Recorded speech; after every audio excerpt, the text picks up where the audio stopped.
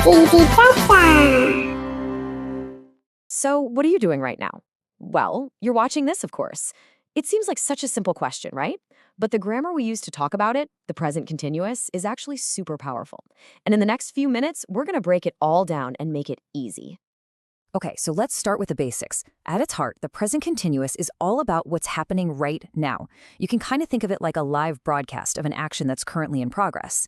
Let's look at a really simple example. Meet Sarah, right now, at this very moment. What's she up to? She's driving. See, the action has started, it's happening as we're speaking, and she hasn't finished yet. That is the key idea right there. So let's pause for a second.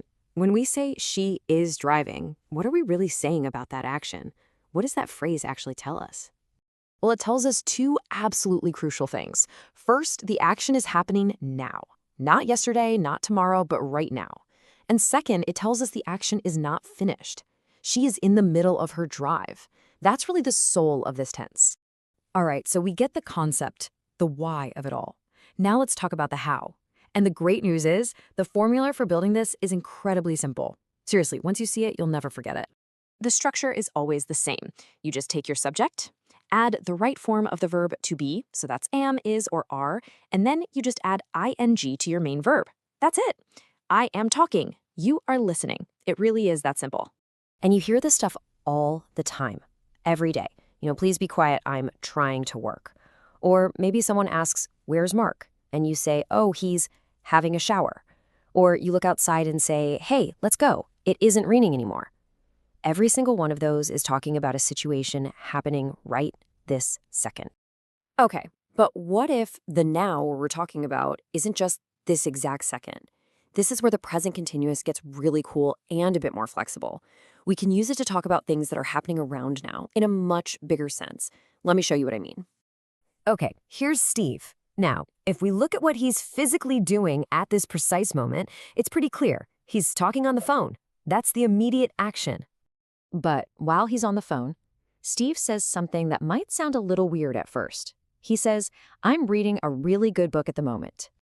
And you're probably thinking, hold on a second. He's on the phone. How can he possibly be reading a book? It doesn't make sense, right? It sounds like he can't be doing both. And here's the answer. Saying I am doing something doesn't always have to mean you're doing it at this exact second. It can also mean you are in the middle of a longer process. So for Steve, he started the book, he hasn't finished it yet, and reading it is a current project in his life, even when he's on the phone. So think of it like this. On one side, you have the immediate moment, like he's having a shower. You can't do anything else. But on the other side, you have the bigger around now, like she's learning Italian. That's a project for this period of her life. Same with they are building their own house. That's a long-term thing they're in the middle of. But wait, there's one more really important way we use this tense, and it builds perfectly on this idea of an ongoing process. We use the present continuous to talk about things that are changing or developing over time. You'll see this all the time with verbs that signal some kind of transformation. Verbs like getting, becoming, changing, improving. You get the idea. For example, think about a huge global trend. We don't say the world population increases. We say it is increasing very fast. Why? Because it's not a single event. It's a dynamic, continuous process of change that's happening now. And we can make this super personal too. If I ask you, is your English getting better? I'm not asking about the specific second. I'm asking about the overall trend, the process of improvement that's happening in your life right now. Okay, let's pull all of this together. It might seem like a lot, but it really boils down to just a few key ideas. Let's do a quick recap.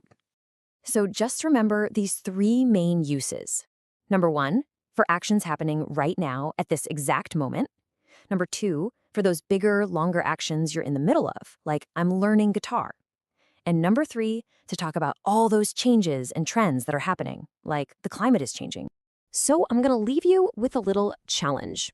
Ask yourself two questions. First, what are you doing right now? And second, what are you learning this year?